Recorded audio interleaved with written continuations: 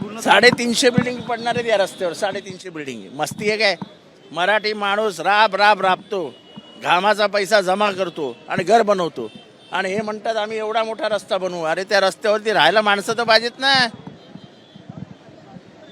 हे थोडेफार एरिया राहिलेत मराठी माणसाचे, आता ते पण उद्ध्वस्त करणार काय?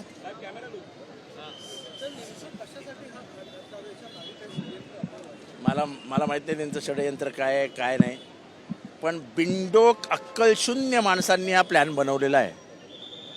ज्या कोऑपरेटिव्ह सोसायटीज मान्यता प्राप्त आहेत, प्लॅन पास आहेत, अशा कोऑपरेटिव्ह सोसायटीजवरनं रस्ते काढलेत. असं कुठे होतं काय? ह्या रस्त्याच्या सगळ्या रिडेव्हलपमेंट बंद होणार आहेत. म्हणजे काय त्यांच्या बिल्डिंग पडायची वाट बघायची का त्यांनी? कोणासाठी हा घाट घातला जातो एकंदरीत पाहायला गेलं तर नागरिकांसाठी आणि लोकप्रतिनिधींना घेऊन हा प्लॅन समोर आला नव्हता. लोकप्रतिनिधी देखील घेतलं नव्हतं विचारात, त्यामुळे कोणालाच विचारात घेत नाहीत. कोणालाच विचारात घेतलेलं नाही. आता सजेशन ऑब्जेक्शन मागवलेले आहेत, आम्ही ऑलरेडी आमचे ऑब्जेक्शन्स टाकलेले आहेत.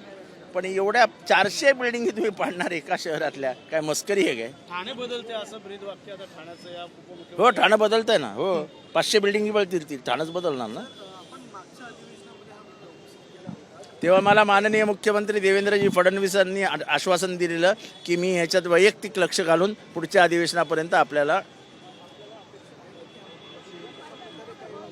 नाही, मला वाटतं की एवढं शासनाची डेअरिंग होणार नाही. 500 बिल्डिंग पाडण्याची हिंमत कुठल्याही शासनात नसते.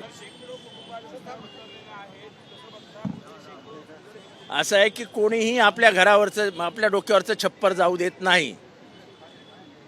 ह्या छप्पर वाचवण्यासाठी लोक कायदा हातात घेतील, पण एकही बिल्डिंग तोडू देणार नाही. तर लवकरच मुंडे आता राजीनामा देणार आहे असं आता करुणा मुंडे यांनी आता ट्विट केलेलं आहे, फेसबुकवर टाकलेलं आहे. राजीनामा घेतील असं काय वाटतं काय?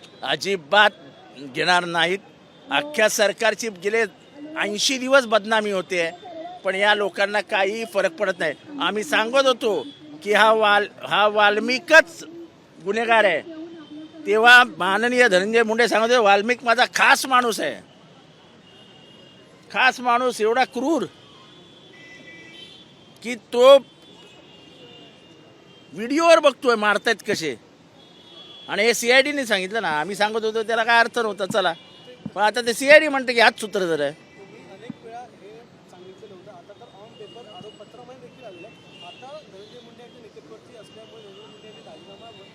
याचा आहे नैतिकदृष्ट्या त्यांनी द्यायलाच हवा. सरकारची एवढी बदनामी होते, 80 दिवस सातत्याने एक विषय महाराष्ट्रात गाजतोय. जर सरकारला धनंजय मुंडे एवढे प्रिय असतील तर मग काय बोलणार तुम्ही? हे महाराष्ट्राची कायदा आणि सुव्यवस्था किती अधोगतीला गेली आहे याचं हे उदाहरण आहे. शिवाजी महाराज अशा प्रकारचे महिलांवरती अत्याचार आणि अशा प्रकारचे आता छेडछाड समोर येते. शिवाजी महाराजांच्या काळात असतं तर आतापर्यंत हात कलम करून टाकले असते. ABP माझा, उघडा डोळे बघा नीट.